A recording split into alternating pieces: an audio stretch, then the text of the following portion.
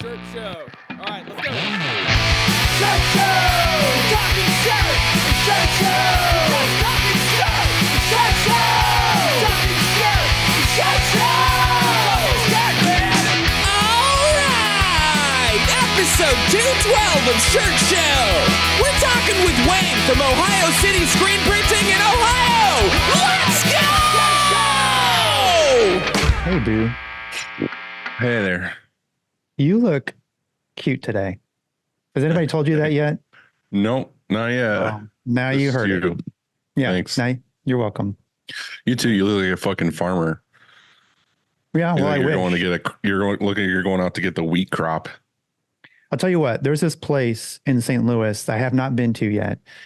It's called Neon Greens, and they have like rows and rows and rows of just straight walls that are like 10 feet tall, full of hydroponic vegetables like lettuce and whatever.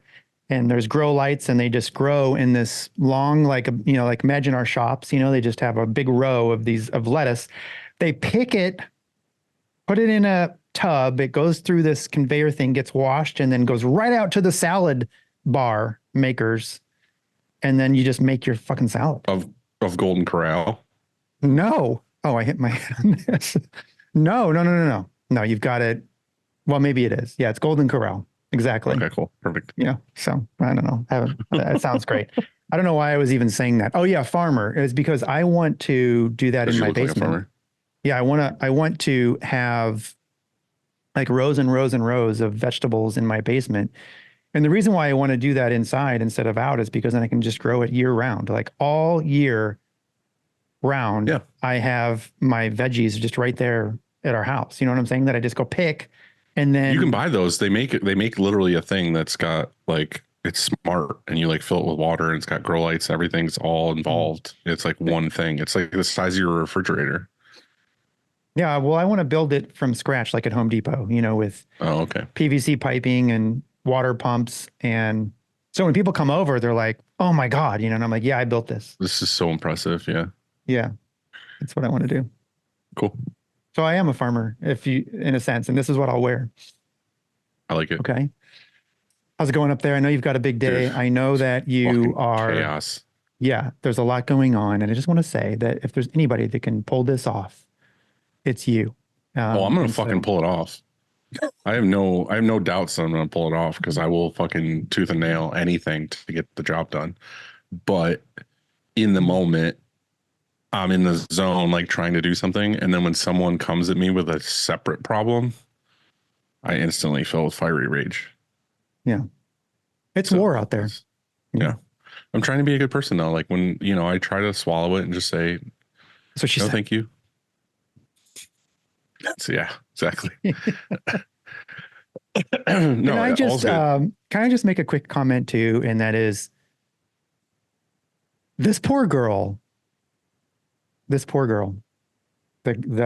Haw Tua girl. Oh fuck It's yeah! just I like, know. come on, dude. Like, Everywhere. it's just too much. And, she probably, here's the thing. She was probably just like, the bars let out, and she was like having a good time, making, having fun. She made a comment. Joking around. And the next thing you know, she's like the meme of the year or the decade or something. Yeah. It's, It's everywhere. It's like if you scroll on Instagram right now, it's like every reel has Haw Tua in it. What does she do? Does she just move to a different planet or something? I think she likes it. I think she has her own merch. No. Well, she should. I think she does. Okay. I would capitalize on it. That is my nightmare. Mhm. Like even with this, like doing this in like a public platform, like I have no filter. I say things. Chad edits some things out, I'm sure, but there's a lot of shit he leaves in because he thinks it's fucking funny to let me say stupid shit. But just getting things out of context and memed is now someone's going to do that because you said something. But I don't know. Like, look, if it happens to you, you're the perfect person because you just make merch right there and then. Right. I'm like, yeah, fucking run that shit. Let's do it. Right. Yeah. So the story.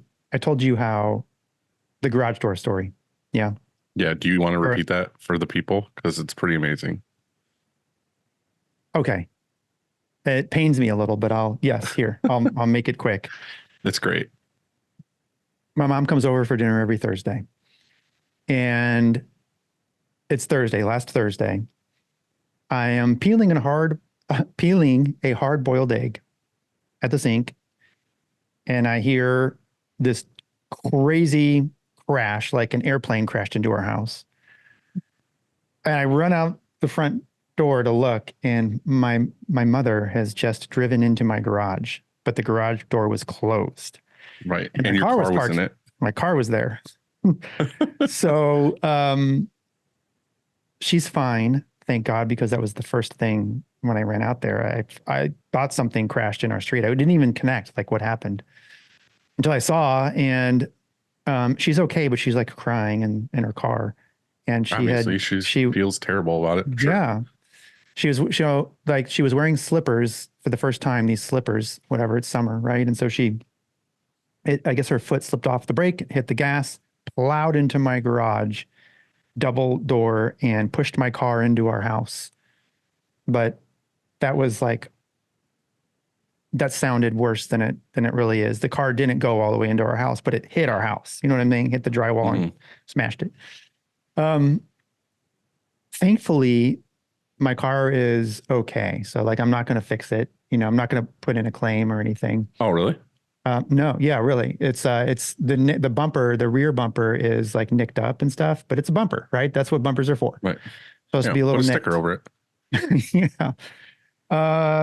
But my garage door is way more than nicked up. Like, it's fucked up. Yeah. And my question to you is going to be, what is your guess on a brand new installed double garage door, 16 foot wide, 8 foot tall, has glass. I don't think it's glass. It's probably poly, whatever, but you know, at the top. Really? It's less. Really? It's a lot less. I mean, I was a little on the high side, but once you said installed, I knew the price was going to be double. Yeah, because they have to put in new tracks because the tracks are all bent. The wheels, like the rollers on the. My guess, if you were to buy the door, just buy the door, shows up at your house in a box, you got to do it all yourself. I would say $6,500. See, that's where I was thinking. I was like, oh, this is minimum. But installed, I'm like, it's close to 10. Right. Well, this is good news. It's installed. New door, everything, new track installed, $3,700. What, dude? They're casing your house. They're gonna rob you later. That's why. That's not real. Oh, no, it's real. That's not that's a small garage door either. That's like a double width with windows, custom painted door. $3,700. Yeah, I thought that was fair, right? I paid it. Yeah, they're stealing your car and all your belongings later. Guaranteed. Well, I'm not turning that into insurance. This is what sucks about insurance. Like, fuck insurance, because you have insurance, you pay for it every month or annually, whatever you pay it. You pay. And then when you want to use it, you're like, hey, guess what? We should use our insurance. My mom crashed into the garage and we should. And then they double your premium. They're like, okay, yeah, sure. We can use your insurance, but guess what? You're fucked now. Like, it's going to go up to match whatever the 37. And I'm like, wait, no. That's not how, this isn't why. Right. Like, that's bullshit. We need to get into insurance. You and me, we need to start insuring shit. I know, because it wouldn't work, because I would do it real and for the people. I got into such a heated argument once with my sister-in-law, who is my insurance agent, about how it's a fucking sham, how it's fucking, stealing from people. And like, I, want to murder all insurance agents, like this whole thing. And she was just like, yeah, but you need it. And like, she just went into the whole thing about how important it was. And I was just like, yeah, it's a fucking sham. Well, anyway, same thing. I'm at my family Christmas party, like, I don't know, a year later, and I'm seeing cousins that I only see like every couple of years or something. And then we're all adults now, like 30s and 40s, whatever. And same thing, like, I am ripping insurance like a new asshole at dinner, like talking about it. And then my cousin was asking me about how I was doing in like my business and everything. And I was like, oh, everything's great, like all these things. And then somehow I started ripping on insurance. And then I leaned over to him and I was like, what do you got going on now? What do you do? And he's like, I sell insurance. And I was just like, motherfucker. You're like, oh shit. Yeah. Well, I mean, it's true, because I think to myself, like, why bother having it then? Like, if I'm just going to pay out of pocket for this door, what the fuck am I? I'm self-insuring essentially. It's stupid. Yeah. So, well, I had said that this is a long story, but I basically got the whole building insured, whatever. Like I wanted to make sure if it burned down, anything happened, I would be able to rebuild all this stuff. Same thing. This is my sister-in-law that I'm dealing with. But anyway, she comes in with like her boss, like after they put the policy together, they're going to have me like sign all the paperwork, whatever. And because it was my sister-in-law, I looked her in the eyes. I was like, how are you going to fuck me? Like if something happens here, how are you going to fuck me?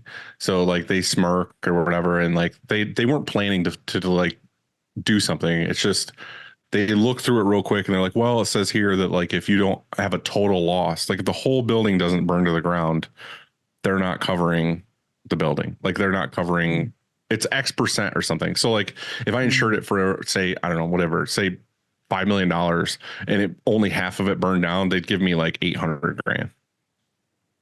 oh God. Like something stupid, like it would have to burn. So I told them, I was like, I would rather buy a 30 pack of beer for the firefighters and just be like, let the fucker burn. Yeah. Yeah. So then I ended up upping the policy, ended up paying double so that it covered the whole, like no matter what happened, it was covered. And it was just like, what the, this is so stupid. Like, this is so dumb. Man. Anyway, we're just ranting. We're just like two. No, I'm just white men ranting getting now fired about up. insurance. Like my blood's starting to boil about all this. And That's so what I mean. Like, I don't want to need talk to- about it because then it's just going to go.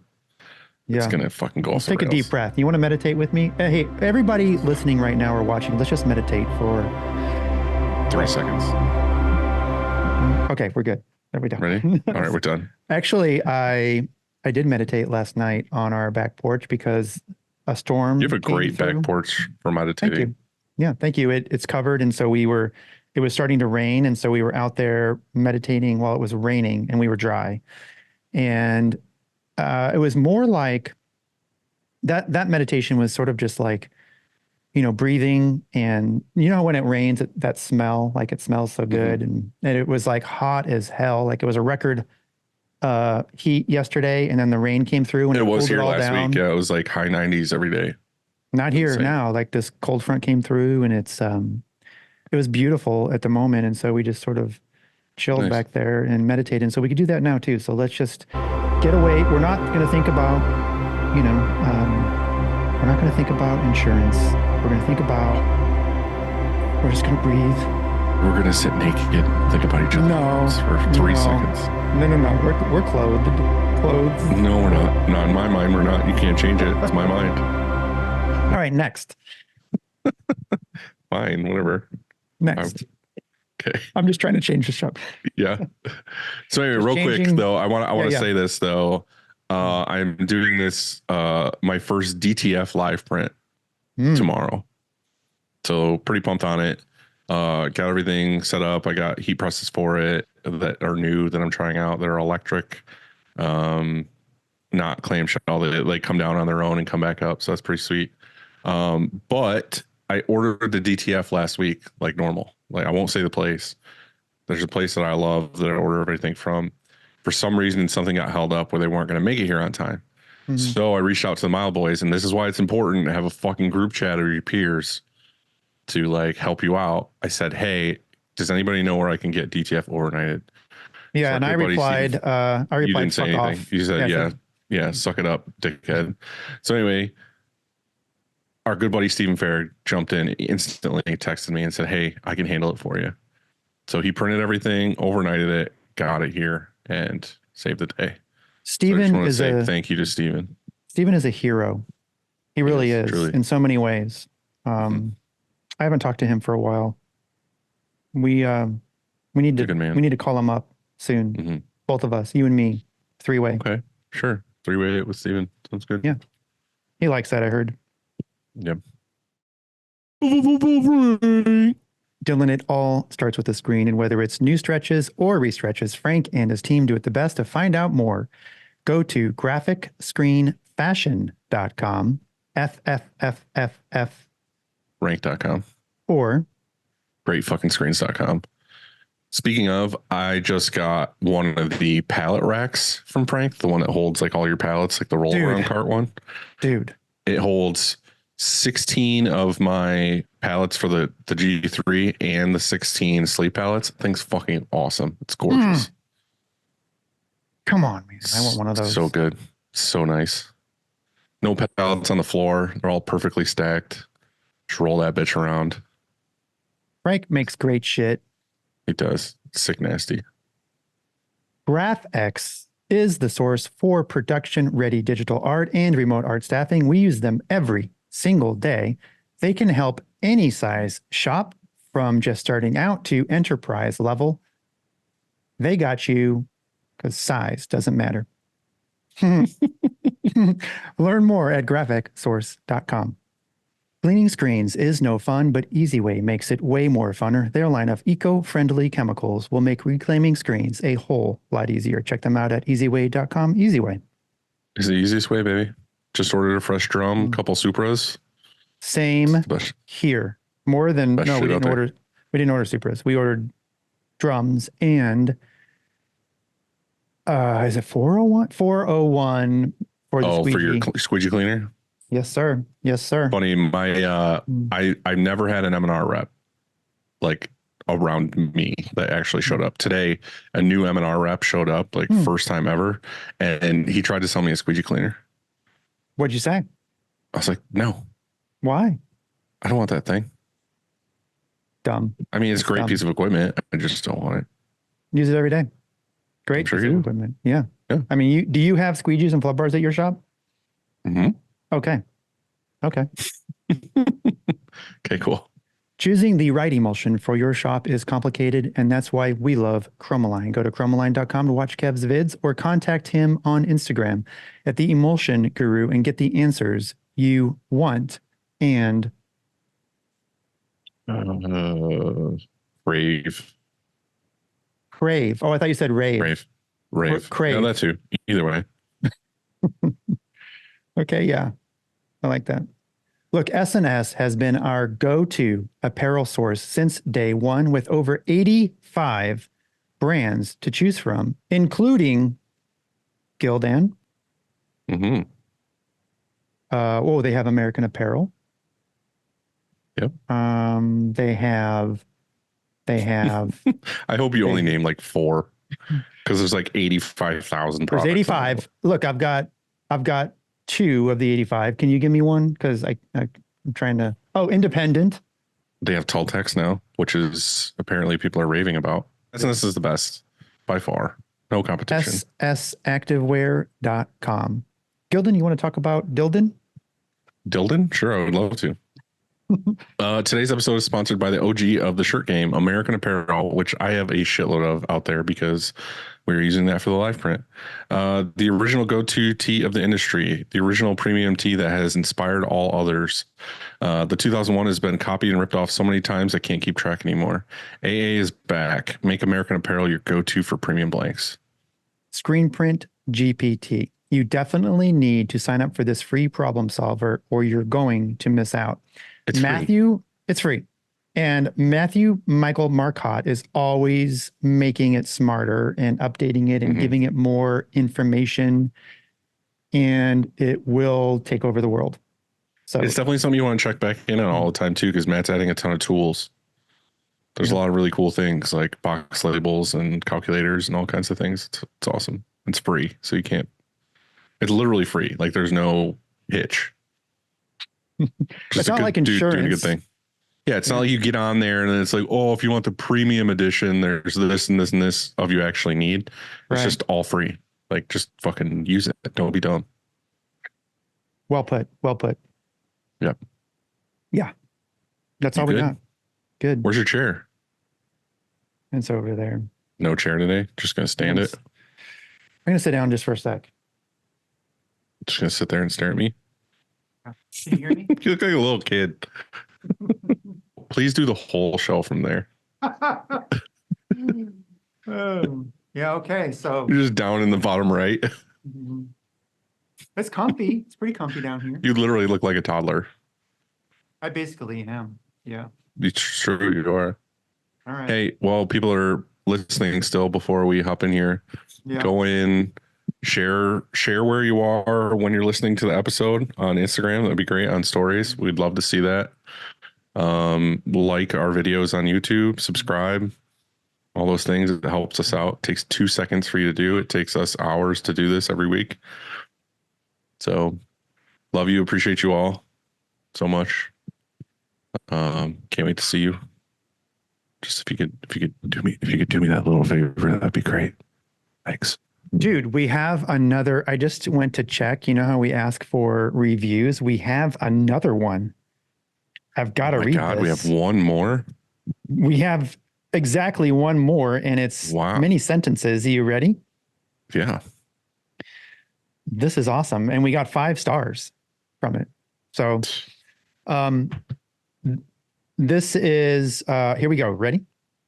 Yeah. Yo, exclamation point. My wife and I run a screen printing shop, Free Cheese Prints. We sell our own locally inspired shirts at pop-ups around town, but primarily do custom screen printing. You two, plus the guest, always have invaluable stories and tips. We do our best to listen every week. Thanks, y'all. And then exclamation point. Hell yeah. Thank you. Yeah, thank you. Thanks for tuning in. Do you like make cheese curds as well? Because I like cheese curds. I love this name. Free cheese. This is good. Yeah, but where's the cheese? Them up. If they don't have cheese and they're luring people in because people like cheese, and then they get there and it's just t-shirts and no cheese, I'm going to be a little pissed, to be honest. It's smart. Yeah. Who doesn't like cheese? And, it's like saying my company is called Free Kittens, and then you come to get a free kitten and then they sell you some shirts. Yeah, that sucks. It's like insurance again. All back to insurance. Basically sells you insurance. Like you get there and he's like, hey, I got some insurance for you. Yeah. Fuckers. You get one like craft single. I'm gonna look them up right now. Cheers. Here we go. I'm following them, and it's good, man. They have a cactus in there. I think they're from Amarillo, Texas. That makes sense. And Texas like cheese. They look like a really great shop. We have to talk to these guys soon. So yeah, let's do it. All right, cool.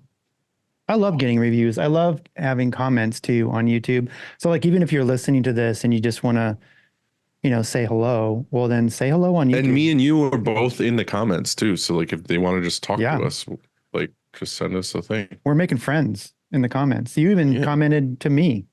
I know. And I commented back. Or no, maybe I just liked it. I think I liked it. Probably, yeah. Yeah. So that makes me feel good too. Who's our guest today, bud? D, my guy. Today, we are talking shop with Wayne Sherman from Ohio City Screen Printing in Cleveland, Ohio.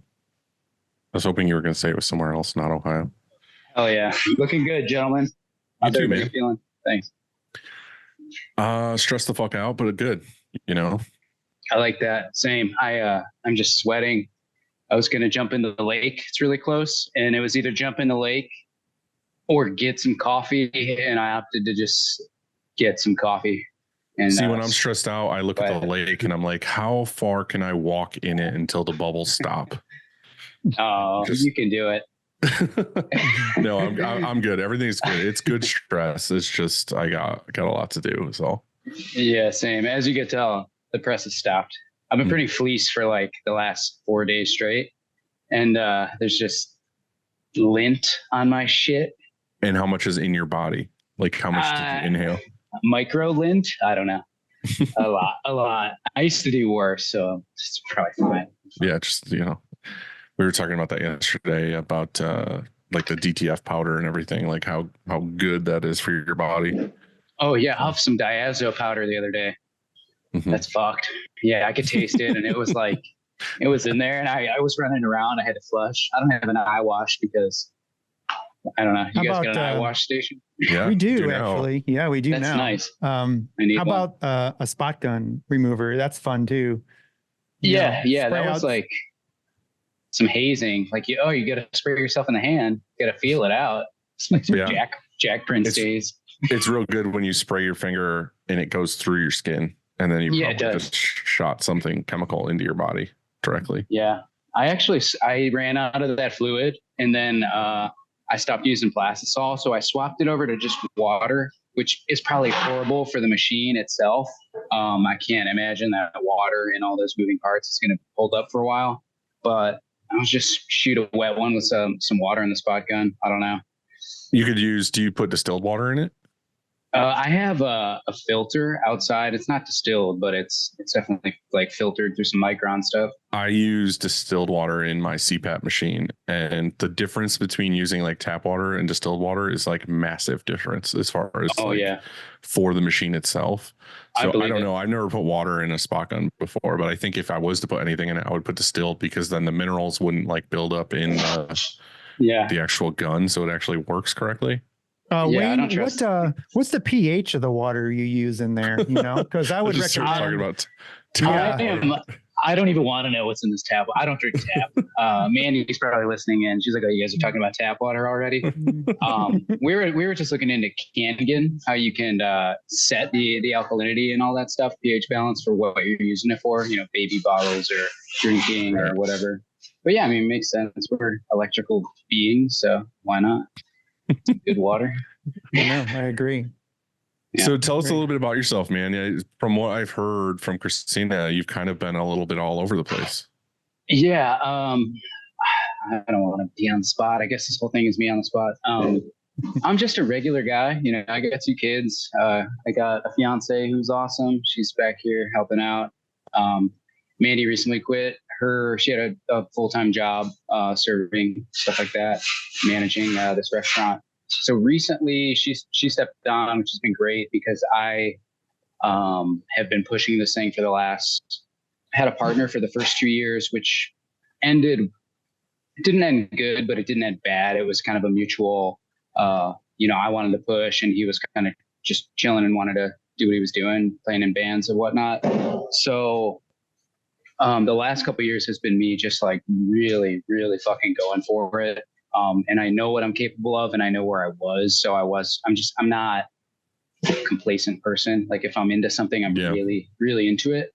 So, I set the foundation, and she was able to quit and come on board. And within a few weeks, she's setting up payroll and like the actual business aspect of doing business. Is that her back there? Yeah. I don't know how to do business. I'm just a good printer, and then I could talk to people just from being around, I guess. So I don't want to say you're dumb, because you're not dumb. Because I think we're all in this together. We're like all of us printers are all the same people. I saw an interesting thing that was on Instagram, actually, that was like someone talking about how not dumb but less smart people are the people who actually get shit done and like start businesses and grow businesses and all this other stuff. And then the really smart people don't ever get that far, because they overanalyze everything, and they try to think through every process and like do all the research on everything before they actually do anything.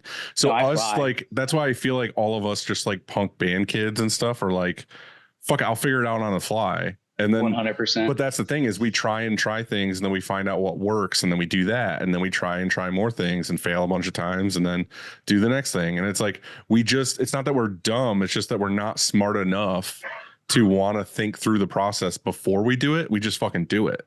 Yeah. No, I'm 100% like, just figure it out, and it kind of finds its own way and let it happen. Right. But yeah, I wouldn't say I'm dumb. I'm definitely smart. Again, I'm not saying you're dumb. Yeah. So I'm you just just saying call me dumb. Andy, do you want to call me dumb too? I think you're really smart, actually. Yeah. My take, lying right to my face. My take on that is, I think it's accurate. However, I think maybe it comes down to more of risk or something. Like, you're not afraid to fail. You're not afraid to take a risk, like it's sort of fun. Like, so there's some people that maybe if they're even equal intelligence, if you're kind of frozen in fear of, I'm going to get judged, or if I fail this, it's going to suck, or I might, like if I fail, what do I do then? Or there's this other maybe person that's just like, look, if I fail, I don't care. Like, I don't care what people think. in fact, I'm not going to let it fail. If it does go south or whatever, well, then I'll just take a turn and I'll go the other direction and I'll figure it out. We'll adjust. You know what I'm saying? And so maybe it's just how you grew up too. Like if you grew up in, you were sheltered or something, maybe you just don't have it in you instead of like, hey, we'll figure this out. I don't know. Maybe it's more of that. Right. No, I agree. It's like a lot of the people I feel like I have like a kinship with are people who have had like some serious issues in their life, whether it be drugs or like anything that's just like adversity. Somebody that would, yeah.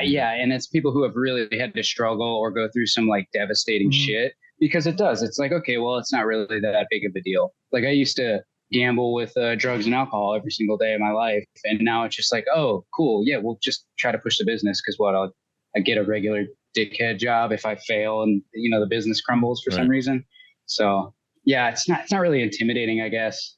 You're kind of trading the addiction of that to being addicted to being an entrepreneur at that point. Yeah. Yeah. I'm learning to embrace it now, because it was like, I was, pussyfooting for a while, but then as I got comfortable and I started to set small goals and I would hit those goals, no problem. I'm like, okay, well, I just need to get out of my own way because I'm just being a baby. And then once kids came into the scenario, I'm like, okay, let's go. Let's push. No. Have you guys seen the documentary on Netflix? It's called like How to Rob a Bank. No, I started watching it and then I fell asleep. What, is it good? Oh, so is that good? No, me and Christina just watched it like 2 nights ago or whatever, and it was funny because it's about, I've never heard about this story. It was about this bank robber they called Hollywood, where he was like super successful bank robber. Like he robbed a ton of banks in Seattle, and the thing is like his story, he was just this like weird hippie dude who built his own treehouse, and it was like this super elaborate, like 80 feet in the air, like crazy treehouse thing. And he just walked around naked all the time. And he had like all these friends and all this stuff. Well, he just like I guess was super, super smart, like went to college and almost became like a doctor and professor or whatever. And it was like fucking Breaking Bad, where basically he knew how to make meth from being a scientist, and he decided to make meth. And he had like the best meth around because it was like so pure, so perfect, whatever. But anyway, he got involved with all that. And then like his connection guy got murdered. And he was like, you know what? I don't want to do this anymore. It's too sketchy. How about I rob banks? So he started robbing banks, but like he loved the idea of like movies and props where they would put like, fake stuff on your face to change your appearance, whatever. So he did like his whole face every time, and it totally looked like a different person. Started robbing all these banks, and he was this is a documentary. Yeah, this is a documentary. This is a real thing. Oh, okay. This is real. Yeah. So he robbed all these banks, and he kept robbing like the same bank too. He's like, no one's going to expect me to rob the same place twice. And like 3 days later, he would rob the same bank. Like he was just like, fuck it. But the thing is, like halfway through this, I text her. I'm like, this guy has the biggest balls like I've ever seen. And she's like, I honestly just think he has no conscience. Like he has nothing in him telling him this isn't a good idea. He's just like in his brain. He's like, this makes total sense for me to do. Like he doesn't want to hurt anybody. He just knows that if I walk in and I say, I have a gun, I'm robbing the place, give me the money, and takes the money and leaves. And I'm assuming he gets some type of rush of like saying like a for sure they were like he likes it. Totally. But like he got away with it for so long, and then just got near the end. I guess he got depressed and he was just like, "Fuck it, I'm gonna do 3 in one day." And it was like this whole thing. Ended up getting caught, and then he got. I don't want to ruin it for everybody, but it's totally worth watching. It's awesome. Like I liked it. But anyway, it just got me thinking again. Like in business brain, you think about it, and you're like, this guy just not being dumb. He just had balls, and he was like, "Fuck it, I'm gonna do this on my own," and he just like kept doing it. And I think that's what we all do is we just keep doing it. Like, even if we have a shitty month, a shitty year, or whatever, we're like, I'm not going to let this die. I'm just going to keep doing it. Like, I'm just going to keep pushing. I'm going to try new things and whatever. So, yeah, I was having a few, the last couple of days, I was really heavy, just like imposter syndrome, stuff like that. Just, I'm like, am I doing this right? Should I be hiring? Am I growing fast enough? It's just stress. Like it's just a lot of stress out of nowhere. I'm trying to move too. I'm trying to up a little bit, but it really got me thinking of like game plan of like, what do I really want to do with the business? Like, do I want to grow huge? No, I've been at those shops. Like, I don't want to be some like, 10, 15 automatics with, straight minions of cogs in this machine. So I don't know. I'm hands-on. So I do want to keep small. It'd be nice to have more help, but I'm at kind of like a crux right now with like, I need that solid 5-10 year game plan of like, what is the goal? Setting little goals has been really helpful for me, even in the day to day. So how do you feel about that, Andy? Because I kind of have an opinion on that of like, I don't feel like I could set a 5 or a 10 year goal with the business. I feel like it's more like 2-year increments. So I feel like anything I've ever done in this business has changed dramatically within 2 years. I've never had a 5 or 10. Mine usually is, and I'm not saying there's anything wrong with that. I probably should. 10's is pretty far, but I think that it's smart. I think the problem with 10 is the technology changes so fast nowadays that you couldn't plan that far ahead. Yeah, I agree with that. I think it's probably smart and healthy and very normal. I don't know that we have normal businesses, but it's really typical to have a plan, at least 1 to 3 years or so out. But I never did. I sort of just, was like fly by the seat of my pants. What's happening now? How does it feel now? Because a lot of it was new. When you go from 10 employees to 15, what does that feel like? Then you're at 20, you're at 25. What does that feel like? And is it better than when we were smaller, or is it worse? And so, you can always, I guess everyone's different and you have to find your spot. And that's why we used to have that question, 2 presses or 10. We used to, that's a real good question, because a lot of people, when they have 10 presses, say, like, actually, I don't make any more money than when we had 2 or 3. And I sure have a hell of a lot more problems, and so it's like, is it worth it? But I'm sure that there are shops out there with 10 autos that are killing it and don't have as many problems. Sure. And maybe they're chilling on the, in Cancun or something. So, I mean, I don't know. What's your goal? It was like when we asked Mitch, we were like 2 presses or 10 presses, and he was like 10 presses. And we are like, oh, you're like the first person to ever say that. He's like, yeah, because I have like 25 now. Yeah. Like, I'm better at 10. Oh, so it's a digress for him. Yeah. Yeah. I'm at the point where I'm like, cool, I should get another auto because mine's tied up. If I have to do some easy sleeve or something, like these are all some 1-color fleeces. I'm like, man, that would be really cool. I could easily have somebody loading and like doing the backs as I'm doing these fronts and, converge into a 1-day thing instead of a 3-day thing. But then it's like in the back of my mind, like the more presses I have, the more people I need to be involved. And then the less, I think maybe it comes down to like some ego stuff or like some control. Whereas like, I would love to lighten up and let go a little. But that's new for me. In the last, back to what Dylan said, even in the last couple of years, like I started a print studio, which the main goal was print for some of our friends. We had fun. We were retailing some just fun bootleggy type stuff. And that was cool and fun, but it drastically changed. Like he had said, within a year or two, the longevity was just, okay, I don't have time to do any designs. Do I even like doing designs? And then it was just straight on production for all these people who were like, hey, you're printing, do this, do that. Right. So now that partner's gone. And then this is where I'm at now over the last 2 or 3 years solo. So you're right in terms of who fucking knows. Yeah.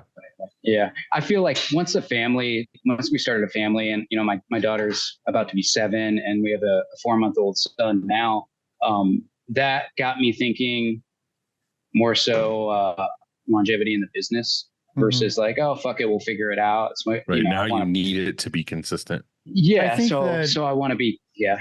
I think that there's a lot of people in your spot that are owner operators and that do the printing and also, run the business. And it's great that you have your fiancé is, she's stepping in and she's going to be able to handle a lot of that stuff that maybe you're not as good at, or even things that you don't want to do.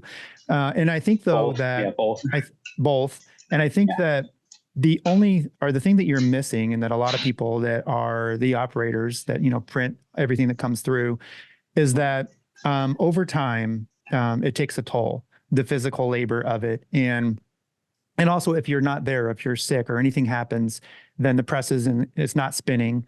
And I think that it would do you great justice, or it would help your business tremendously if you brought somebody in and trained them to be you. Just what do you do? And then maybe that takes you 6 months or a year. I've always said this though, but that person comes in and you're still small, you still have a small team. It's still just that person and maybe one other or whatever that's an assistant. But that changes the dynamic of your business so much that you're free to do other things and work on not that printing isn't important, but other stuff that grows your business into like this little team, small team. Because I'm a huge fan of the two press situation, or even one press, just a small team. And I think that a lot of people are kind of just what you said. You don't want to delegate, or you want to, you're stuck in the way you do things, and you don't want anybody to screw it up. Like, hey, this has to look really good because you care, and you're like, right. how can I find somebody that cares like that? But they're out there. You know what I mean? I don't know if you guys think of this, but someone said something to me a little while ago. I think it might have been on the show. I don't remember, but it was kind of like, when I get faced with a problem in the shop now, it could be in sales, it could be anything. I look at the process to what happened to get to that point. And a lot of times you look at the problem and you're like, oh, it has to be like someone did this wrong. But then I look back and I'm like, well, how do we stop this from happening again at the beginning? Like, we're on like step 10 right now. I want to go back to step 1 and see like where the fault was. And I kind of think that's applicable now too with the shop too, because like I have all the equipment that I want. Like I have everything I need. I'm not like lacking in anything. Squeegee when cleaner. Something happens, other than squeegee cleaner, when something happens, I'm like, well, do we need a new thing, or do we just need to make a better system for what we already have? So like when you said something about, oh, I think I should get another auto because this one's full, but you also, like Andy said, should maybe hire another you. I would look at it as like, how can I make the press that I currently have more efficient? Or how do I make pre-press way more efficient to where I can get out 3 or 4 more jobs a day than I was before I bought another press? Because you buy another press before you have that stuff dialed in and figured out, then it's just going to be twice as hard. Like then you're going to be like, yeah. I was thinking of even screen room stuff, and like, okay, well, if that were the case, sure, get another auto, and then I'm bottlenecking reclaim, I'm bottlenecking screen room. Like I can doubling say, that, yeah. I can say for sure that was a system, like a problem that we had at one point. This was years ago now, where we looked at free press and we're like, all right, well, let's get CTS, let's get auto coder, let's, get more screens, let's get more racks, let's dial in the dark room, like all these things. Like once we did all that, we were way more efficient at printing, because everything before the press was done so much faster, so much more efficiently, to where it was literally grab screens, put them on press. And then once you got the CTS, it was like Trilock was faster. Like all these things, like we had less screen issues, we had less pinholes, we had less, all these headaches that cause issues on press were eliminated. So it literally was like grab a screen, throw it in press, Trilock it, click, print. Yeah, we got so many more jobs done in a day because there wasn't much thinking to it. It was just grab a screen and go. Yeah, CTS is definitely on my radar. Just solely on the wastefulness of just like having the media and sorting and printing and sticking it to the film and all that. Yeah. Yeah. They don't make those things within too easy of a reach, but could be done. It's definitely something that pays itself off super quick. Sure. I was hoping everybody would get a laser, so then I can get, we don't need these Douthits anymore. I'm going to get 10 grand. Thanks. But there are a bunch used out there, but I don't know. That's one of those things too. Like I feel weird getting used, but yeah, same. I don't know. So what are you thinking? Well, we passed your story a little bit, but you had kind of worked at a bunch of other shops, and now you have I've worked at your own. A lot of shops, assuming it's similar to everybody's story. I worked at first touch of screen printing was at Jack Prints. They were way big when I was fresh out of high school. I was probably 17, 18 years old. That Skateboard, probably around that same backpack. time was when they were like they were like who I looked up to. Like, Oh man, they were monsters, right? There Yeah. was 6 or 7 MHMs. All of us kids were in there fucking stoned on brickweed, playing with this German engineering and just whatever. I talked to Jacob a little bit. He sold me a dryer not too long ago, and I was asking him business related stuff. He's a nice guy. But yeah, got hired, fucking homeless with my skateboard backpack. I knew the guy Jeff, who was a production manager at the time, and I just kind of showed up. A lot of my friends worked there. It was printing just death metal bands, all types of stuff. Indie merchandise was like upstairs, so they just like fed off of each other. So they had like this record label, and then in turn would print, and they would stock the shit upstairs. So if you were into punk or metal or skateboarding in the early 2000s in Cleveland, like you probably had a stint at Jack Prince at that time. So I was super eager, cleaning screens, and I really wanted to print. So they stuck me on a press, and I was pulling, and then got a couple years of experience, and then 20 some, just kind of bounced, moved out to Oregon for a while. Screen printing was always cool after that because I could go anywhere and just get a production job, especially if you're like, oh yeah, I've worked on M&R, I've worked on MHM. They're like, cool, come on in. You can load and pull shirts. You're not, brain dead. So yeah, it's like OSI for like a year or so. Then I hit kind of like a pretty big valley in my life for quite a while, just like partying, went down the tubes. And then, kind of snapped out of that years down the road and swore off screen printing after that. Came back into it, was working, moved out to St. Louis maybe like 6 years ago. Worked at a smaller shop that was actually the only job I ever walked out of, so I won't even name that shop. And then there was another shop, It's called I Shirt worked Kong? at for quite a bit. Yeah, No, Shirt Kong? no. You had a beautiful Shirt Kong- shop. Shirkong wouldn't even hear him out. Oh yeah, Shirt Kong. No, I walked in, I handed a resume, and I asked like a counter person. They said the boss was on press, and I was like, okay, that's either like an awesome boss who wants to print, or somebody just fucked off, and I don't want to talk to him right now. And that was pretty much the last I had heard of Shirt Kong. The funny thing about Andy is it could be either. Yeah. No, it was the best thing ever. Probably was Yeah. in those days, because you know how even I preach like, hey, you need to have a team, you need to put a team in place, but then some days, people go on vacations or somebody's out sick or whatever it is. So yeah. Do you have more to say about that? That's it. That's my story. Do you want to apologize to him? I would like to take this Don't opportunity to tell you I am sorry. And if I had known, or I was the person that when you walked in and handed the resume to, I'd been like, let's do this. Like, you're hired. Let's go. By the sounds of it, he only would have been there for a year and then said, fuck it, and left anyway. Yeah, totally, yeah. Well, no, but thank you for all this. You helped me achieve my dream by totally ignoring me. Yeah, there you go. See what you did there? No, So it's all good. My question about this is the fact that you went to all these other print shops and everything is now, as an owner operator, do you see the challenges though of how difficult it is to have like a bunch of employees and like different departments and different like who's in charge of this and that, like that has to weigh on you. Like you have to realize now as an owner, and that's the most rewarding thing for me ever, is when someone quits here and is like, I'm gonna fucking do it myself. Like screen printing is not that hard, and then they do it. Yeah, it's not until hard. Yeah. And Screen printing's the easy part. Yeah, back. dude, I just get on press. I'm like, cool, this is easy. It's like I gotta talk to people. I gotta deal with bullshit art. I gotta deal with cool. It's like I don't understand. I learned a lot from like tattooers. You go, you get tattooed, you listen to them like, oh, I got this cool idea. You're like, no, that idea sucks. You should do it like this because it'll be better.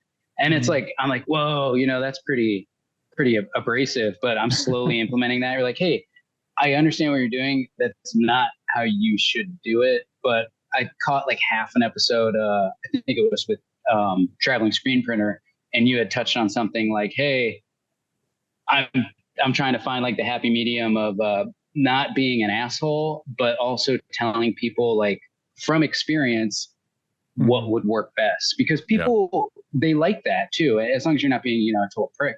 I feel like people take your expertise, because at the end of the day, if someone gives me a stupid design and I print stupid design and it looks stupid, it kind of falls on me. Like, you could have coached them or steered them in a better manner, you know, a better approach.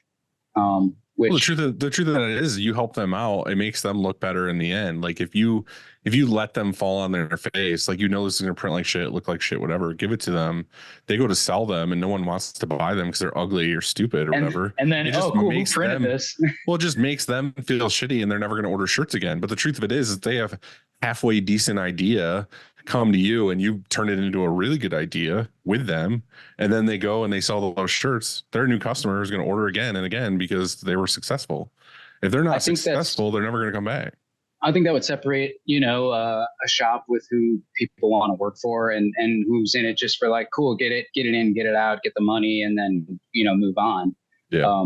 I think there's a divide there with, you know, huge contract shops, and then people, I don't know, I'm a boutique, I guess. I don't know. Like, we're kind of just smaller quantity, fashion forward, I guess. But you don't look, I mean, I don't think that's the thing, is I don't think there's like a weird stigma with like being a small screen printer. And I feel like there is no, like, once you do it for long enough, you realize like there's no bad spot, because all of us printers who have been doing it 15, 20 years or whatever, like, our dream right now, and me and Andy have talked about this, is like buying like a fucking 10 color manual on the beach and like printing shirts like out of a garage. It's like you grow it to this thing and you're like, you know what sounds awesome is fucking working by yourself in your garage.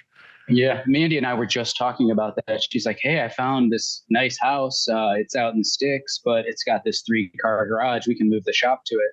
And I immediately was like, okay, in terms of business, like, we're not relative to, you know, the city anymore. So we do get a lot of like online orders and just word of mouth. It's beyond me how I'm shipping stuff across the country. I'm just some guy screen printing, you know, in Cleveland. But it was like, okay, well, if we need to hire, how do we hire people to come to our home to produce these goods? Like, would it stifle business? Would it create new business? So it was just like immediately like thoughts like that popped up. But yeah, it's like, do I digress back to garage? Like, I've come full circle. Like, I have this thing, I have this warehouse to print, and I have these clients, and then I just, I'm like, all right, fuck this. Let's go back to the garage and keep it chill, which sounds kind of nice. Just don't bother me. It does, doesn't it? I mean, I guess it'd be sort of like, you know, maybe it would be like the band that's on like stadium tour, you know, 50,000 people every night or whatever. And they're like, you know what? That's like, we did that. Let's just play small clubs or something. That's what the Foo Fighters did. They fucking could make all these crazy albums, and then they made a whole album where they just recorded the whole thing in Dave's garage. And it was like, they were just like, you know, this is what we want to do. We want to do this. And then they promoted it by playing in like other people's garages. It makes sense. That's what I want to do. I want to stay small. I don't want to get too big. Like, especially, you know, look at the last couple of years. I've watched more money, more problems. Poor. So it was like watching all these huge companies, you know, they're big as fuck. And then even something like 2019 COVID stuff.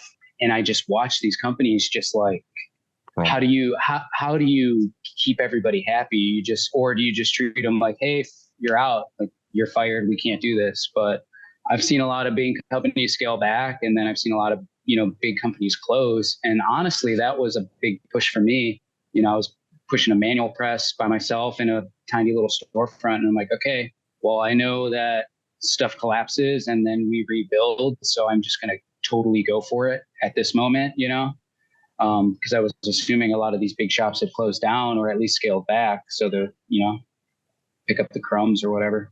Yeah. I think we've said this a couple times, but I think at this point in my life, my advice would be, you do you. Like, find out where you're happy and what you want to do, and just fucking do it, dude. Like, you do you, baby. there is no need to join the rat race and like get like 10 autos and like all this sort of stuff, because once you get to that point, you're going to be like, do I really want to do this? Like, is this I've been in those shops, you know, like I've been that worker and I fucking hated okay, now did you look at the hypothetically owner? myself. Yeah. Did you look at the owner and see like the receding hairline and like the droopy bags under their eyes and like No, I've literally probably never seen him. there you go. We had That's even worse. yeah. Yeah. He's probably flying on something, going somewhere cooler. But yeah, I swore I would never do it again. Especially to that capacity, because I feel like a lot of the touch gets lost. You know, you got a bunch of people in there who probably don't get paid enough, and they're just pushing shit out the door, and you know, like the humanity gets lost, and you know, I don't know, whatever. Did you happen to think of a shop hack? So I don't know. The last hack, it's not really a hack.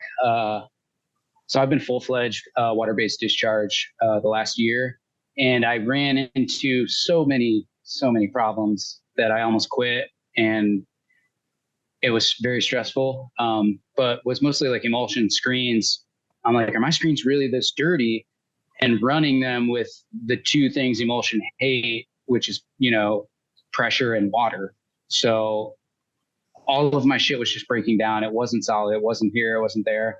And I think it was like these tiny little residual, just, I don't know what it was, pigment, just little pigment blotches that would get stuck in this mesh. So especially thin thread, I swapped over from like a typical scrubby into just like a yellow car wash sponge, like a big, soft, you know, working thing. Like and sham, that has like changed. ShamWow type of thing. Like yeah, like that, dude. No, just a everyday like yellow car wash sponge, and that has helped me so much in terms of like a little bit of cleaner, and it gets into everything that was like residual that I couldn't see. And I'm like, oh, these are great. Degrease, coated, do you think dried. it's because it has so much more surface area, like it's more flat on the mesh rather than like a bristle or like something abrasive? Softer. I think it's the softness really helps it out.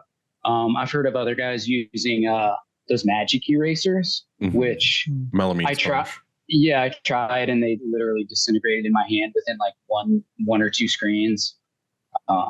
You know, I'm not made of melamine sponges. It's just because you're so strong. You were just like crushing them in your hand. Wayne, what motivated you? Like, what was your decision to go Waterbase? So you were plastisol, and then you just said, okay, I'm going to switch over to Waterbase. And you're 100% Waterbase right now? Yeah, the last thing I ran plastisol was I got this rapid tag. So I was doing like 1,000 labels, neck labels. So I got some low cure white and a pint of black and just made some gray. So that, in terms of making time saving sense, with the two flashes on the rapid tag, that was the last plastisol I printed, and I fucking hated it. Just going back to that and like dealing with it, and it just would get on me, and it was on everything. And yeah, that, I mean, it's got its time and place, but for neck labels, I'd probably use it just because it's flash and it's done, and I could stack them and they're done. Right. Water-based, I don't know if that's going to seep through or dry or whatever. But yeah, I honestly, it had a lot to do with cleanup. I was sick of the press wash, sick of smelling it, sick of having just like screens piled up with stuff on it. Like I said, I'm a small shop. So a lot of the existing screens would get scraped off and stacked up. And then, you know, week or two goes by and I'm like, cool, I got all this old plastisol that's just congealed at this point. But yeah, mostly easier on the cleanup, easier on me. I'm sick of just the chemicals. I nixed spray tack. I nixed a lot of the harsh, just cleanup stuff like screen opener, don't touch stuff. But mostly printing, besides from just wanting to really challenge myself, which it was a fucking nightmare. I had never got on press since 2006 at Jack Prince, when they're like, okay, your turn to learn how to load. And you're like this, like the machine doesn't take a break. Don't mess up. Don't mess up. I jumped in full Waterbase. It was a 14 by 16 inch over white, 4 colors, huge, the biggest fucked Waterbase you could literally want to jump The into. worst Like, job to start with. yeah, 2 flashes, hot Waterbase, jumbo print, white on white with 2 other colors. I'm like, okay, man, no one's here. Just take your time. And, you know, I went for it, and it printed pretty well, but I told myself if I could do this, I could do anything. And after that, like, the anxieties kind of subsided. And a year later, I probably wouldn't switch back. But I think at the end of the day, I think water-based prints are just awesome. My personal opinion, I think they're amazing. I think they're super fun when you're like, from an approach of like, oh, cool, I get to play with these different bases and these different substrates, and you can make anything work, kind of like, I don't know, mad scientist stuff. But once I got over the fear, it was cool, but mostly quality forward. A lot of my people were asking for it, and I was kind of like, yeah, I'm down to try it out. I'm down to challenge myself. Little did I know, the emulsion situation had me like spiraling. I was going too many variables, dude, way too many. But once you find something, you run with it. I've had a couple salesmen in here recently trying to sell me shit, and I'm like, hey man, you couldn't pay me enough money to switch emulsions. I finally found something that works with my shop, that works with the inks I use, the light I'm using. But it forced me to learn a lot. I went to Chicago maybe last year or 2 years last year. Talked to Walt at Murakami quite a bit. That dude's super cool, old timer. And him and Jesse did some kind of meet and greet and talk about stuff. It's when I met Sam and all those guys at Multi. But yeah, ever since then, I haven't really turned back. It's been brutal, but you know, I deserve that, and finally comfortable again. So yeah, and really now in hindsight too, like, I really wanted to set my shop apart. Like, we have quite a few printers here. We got tons of bands. We got no shortage of people who need shit printed, you know? But I'm like, I'm just, you know, the same as all these other shops, you know, we got an auto, we got a manual. We do a good job. So no one had really cornered Waterbase any sets you apart. It really does. And for a good reason. Like, it's a fucking pain in the ass until you get in stride with it. Now I love it. But it does. It sets apart a little bit, which I've seen some of my neighboring shops like push the water-based game up, and I'm like, yeah, all right, just switch over. So no, it's fun. Yeah, it was a good challenge. Still challenging. So. Speaking of a good challenge, are you ready to do some over-unders, Andy? I am. So today we have 3, and I'm just gonna list them off or read them off, and you just let me know if you think they're overrated, underrated, or properly rated. The first one is insurance. You fucker, you added that today. In terms of like just broad insurance? Yeah, just fucking like insurance. We were old man bitching about insurance before you came on. So I think it's stupid. Yeah, it's so dumb. Yeah, I love paying insurance for my building. I don't even have like water damage coverage. It's the only thing I'm worried about. Like the one thing you need insurance for is the thing that they won't give you. I think insurance is stupid, and you could quote that. I'm with you. Yeah, we all fucking hate it. Hell yeah. Overrated. Let's cancel all our policies right when we finish this episode. If the purge was real, I would just go beeline right to insurance agencies. Hell yeah. All right, next. What do we have Heelys. Heelys? Yeah. I think they're cool if you're by yourself and no one was around and you never want anyone to see you use them ever. Yeah, I mean, they're cooler than scooters, unless you're like a 6-year-old girl. I will hate. Yeah. Love a good scooter. You do? You're a scooter guy? No. I would break a scooter. There's no scooter built for me. Heelys? I think they're so dumb that they're coming back full circle. I think they're cool now. Yeah. I always love seeing the dude with Janko jeans on at the mall who just rips into Heelys all of a sudden. Oh, yeah. Whatever happened to soap shoes? Those are soap shoes. I remember with the little grindy on them. Oh, yeah. I know what you're talking about. Never got into any of that stuff. I don't have the balance. I ended up breaking a hip or something. So what are we saying? Underrated? Where are we at? I think they're underrated. Yeah. I'm gonna say, yeah. I think they're properly rated for the kind of human who wants them. Okay, if your guy is pulling shirts, or you got like a quality control guy and he's got some Heelys on and he slides up to the press operator and goes, "You got a booger in the print," and then he saves you time and he slides. He gets a raise. He gets a raise instantly. Yeah, but he gets bullied for wearing Heelys. Yeah, as he should. I don't know if my daughter knows Heelys are a thing. Maybe I should surprise her. She'll think I'm so fucking cool. She's like, "Oh, what are these? You made these?" I'm like, yeah. Yeah, definitely. I made these for you. Okay, next. All right. Helium. Helium? It rhymed with Healy, so I went with helium. Yeah, helium. I think it's awesome when you huff it. Okay. Properly rated. It makes things float. That's pretty cool. What's the thing that does the opposite of helium? That one's way cooler. Nitrous oxide? Is it nitrous? Where it gives you the low voice? That's that's some hippie crack. One of them gives you the super low voice. I can't remember what it is, but it's creepy as fuck. Yeah, you need to go to a fish show, I think, for that. I'll skip it. Same. Okay. I'm saying properly rated. Helium. I don't know. It's not a very good one. Do a new one? Just rhymed. It rhymed with Healy. Yeah, you got one for us? It didn't even rhyme. No, I didn't. I don't have one. You could be the first guest to ever have an over/under. So really, yeah. What do you got? Something I know you have. You could pick a vegan food. I love vegan food. Because you did show me a gross ass vegan hot dog.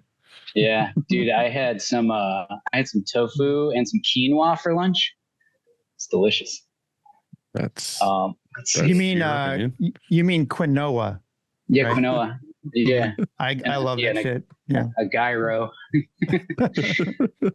Let's see. I don't even know. I'm looking at shirts. Yeah, comfort color 1717s. I'm gonna go overrated. Fuck you. Ooh. Shut this podcast off. Really? I got dust everywhere. Charging comfort colors. You're welcome. They're giving you fluff to run around in. They're in cahoots with big dust. They're just exactly. I don't know. I've been plant daddy lately. We talked about shop plants, and I actually made a post that said shop plants were underrated, but I got a bunch of new ones, and I'm excited about it. So, I don't have any windows, so that'd be cruel. Your new dungeon. Yeah, dude, it sucks. Just get some grow lights like Andy. He was gonna grow plants in his basement. Yeah, lettuce, like weed stuff. Yeah, devil's lettuce. All right. Well, dude. Well, anyway, thanks, dude, for coming on with us. We appreciate it. You were fun. I hope you do figure out what you want to do next. If you want to go to that badass 3-car garage, or you want to go to, more autos, more people. I want to stay small, I think, but we'll see. I'm just trying to, keep my people happy, big enough to I don't know. I just want to be a print shop. Make enough money to do what you want to do with your life and call it good. Like, find a sweet spot where you're safe and comfortable, but fucking crushing it and just ride it. Yeah. That's my motto from here on out is we're all good. We're all happy. We can all get raises. We can all have a happy life. Like, why am I adding more complications? Yeah. Yeah, I feel like it's just some big race of like who can be the biggest or the best or whatever, and it's just. And then you get hit by a bus and it was for naught. So yeah, who gives a shit? Yeah, Wayne, we're going to be in Cleveland in November. We're going to Print Hustlers. I hear. Yeah, you need to sign up for that too, and you get the Rock and Roll Hall of Fame. There you go. And so we are stoked, and maybe we could come, hang, see your shop. Yeah, poke around, grab some coffee, or you can get a Lime scooter, do some wheelies. Vegan hot dog, a vegan dog, and some Heelys. Yeah, I think we can, dude. Yeah, you'll fit right in. Yeah, that'd be awesome. Yeah. All right, dude. Have a good day, man. All right, you too. See you guys. Thanks. Later, man.